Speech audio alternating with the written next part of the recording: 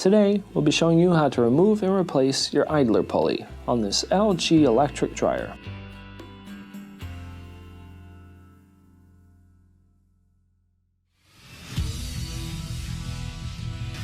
Be sure to visit ApplianceVideo.com, where you will find thousands of repair videos on the latest technology.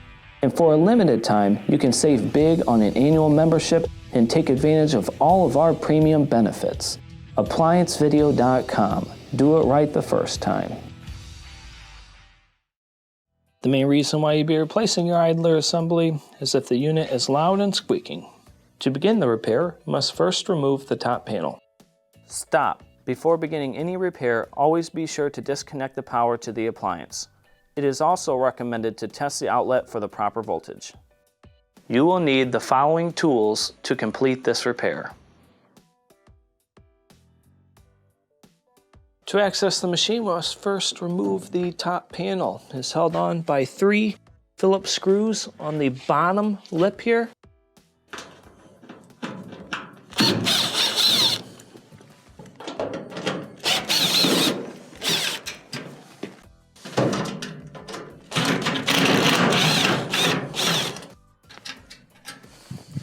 Once you have these taken off, grab the little front slider and pull it in.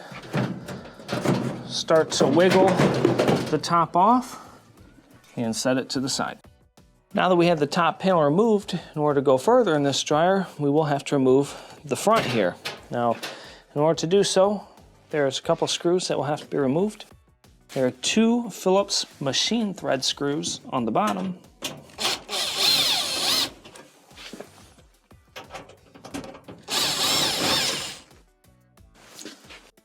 There are 2 at the top. Now, normally these are covered with this sticker. You'll have to use something, pop it off, and just kind of set it below.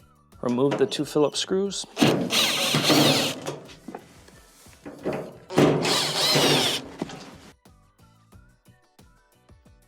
We'll go ahead and close the door. When removing the ones at the top, it is held on by these little clips here, but make sure you put your leg or something against the front when you're removing the 2 top screws.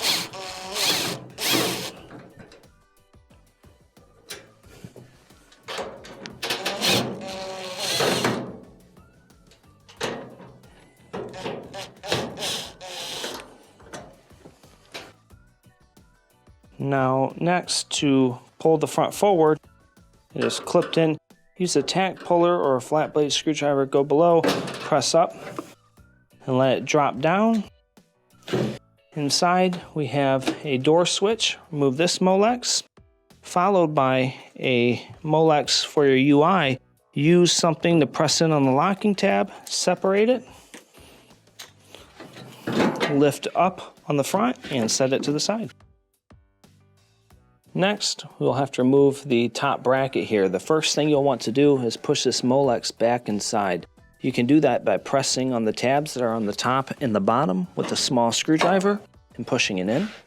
Next, we have 2 Phillips screws on the front.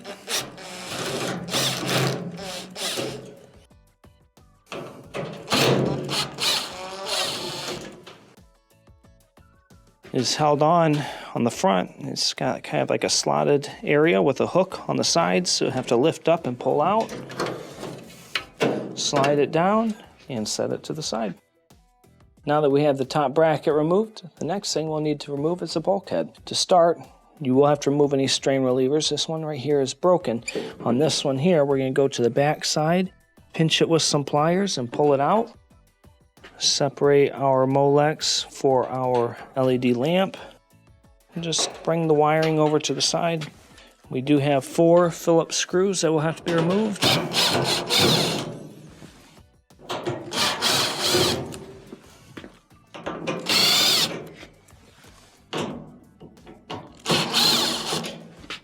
Followed by your Molex on the bottom. You'll just pinch and separate. Lift up on your front bulkhead and start to pull out. Same on this side. Lift up, pull out, wiggle it free, and set your bulkhead to the side.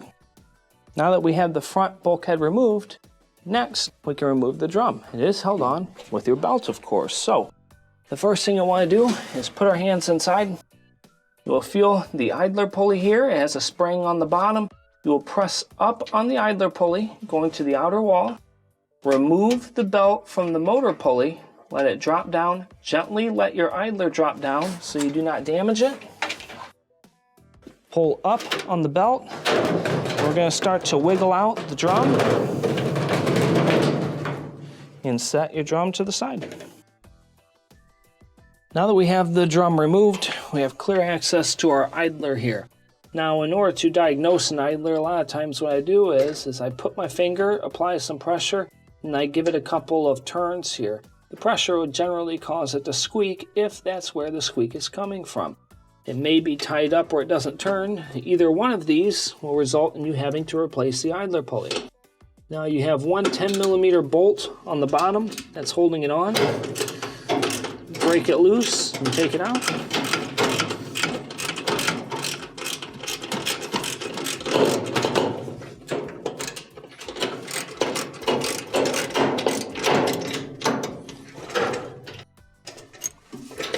We will pull out on the idler assembly. I'm going to go ahead and leave the actual spring on it and remove the idler from the spring and set it to the side. When installing your new idler pulley, first we will reinstall our spring, of course. Next, you're going to bring this portion of the idler. It has a little kind of hook here that will go into a slotted area on the motor frame. Slide that in. Now the bolt has a kind of a lip on it, and this will correspond with going inside the idler pulley circle here. So what we'll do is get it in place, start to install your bolt by hand, and then pull out on the idler pulley to ensure that you're actually going into the slotted area of the idler with the top of the bolt. Keep it pulled out. We'll go ahead and just tighten it a little bit more.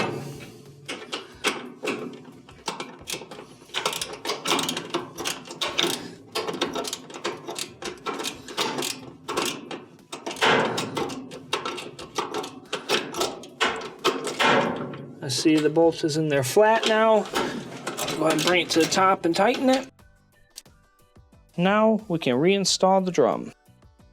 When reinstalling your drum, the first thing you'll want to do is make sure you have a belt on the middle of it in order to hold it. Next, you may need to move the wiring out of the way and start to flex the sides to put the drum in. We will get it lined up to the back. I want you to put some force in the front and give it a turn so that it falls on the actual wheels. Lift up on the drum and start to move your belt toward the middle of the drum so that we can reinstall it. Once you have it around the middle, reach inside. And what we'll do here is we have your idler pulley. You will gently lift up. Now there are two sides of the belt. You have a flat side and a ribbed side. The flat side will go against the idler wheel. The ribbed side will go around the motor pulley. Put it here, let it rest on the idler gently. Now we can reinstall the front bulkhead. When reinstalling your front bulkhead, we'll bring it in. First, the lip of it will fit on the front of the drum. You may have to move it around. And what I want you to do is to bring this up and slide your two top pieces in first. Once you get these in, give the drum a spin. This will cause the bulkhead to draw in on the rollers. You will have to lift up again on each side to get the other portions of the bracket in.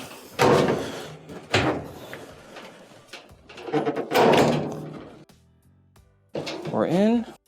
Next, go around and reinstall your Phillips screws.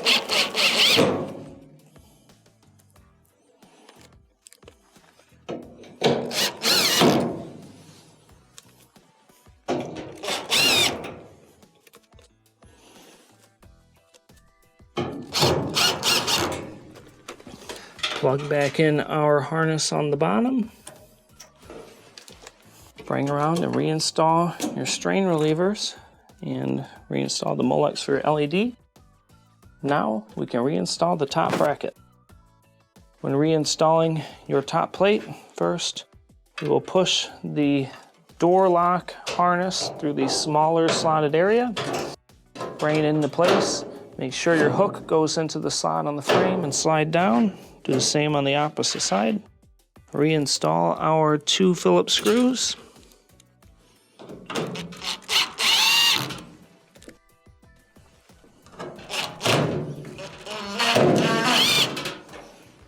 We will push back in the Molex. The side of the Molex, one side is larger, so it can only go in one way. Push in, hear the click. Now we can reinstall the front. When reinstalling the front, there are 2 lips on the very bottom that you will slide the front on. Once you get it in place, reinstall your door switch wiring, followed by your front wiring. Bring it in, clip it in. We will reinstall the 2 screws on the top.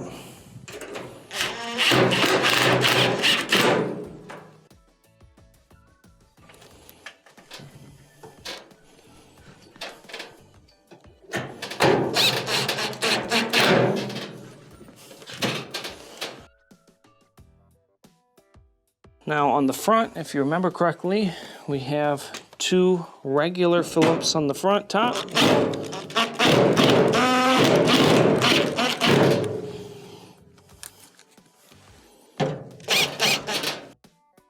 Followed by the 2 machine screws on the bottom.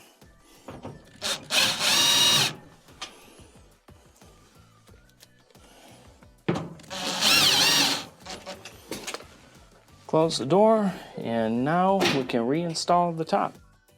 When reinstalling your top, I always like to put my hand on the slider because the bottom is really sharp. We'll drop it in and line it up. It can only fit on one way. Grab the front and the back and make sure you apply pressure so that it is slipped in. There we go. Now we will reinstall the 3 screws on the back.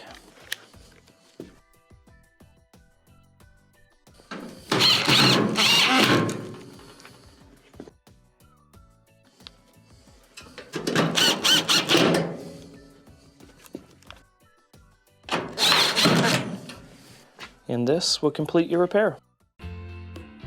Thank you for watching another quality video from ApplianceVideo.com. If you found this video helpful, make sure you click the like and subscribe to our channel.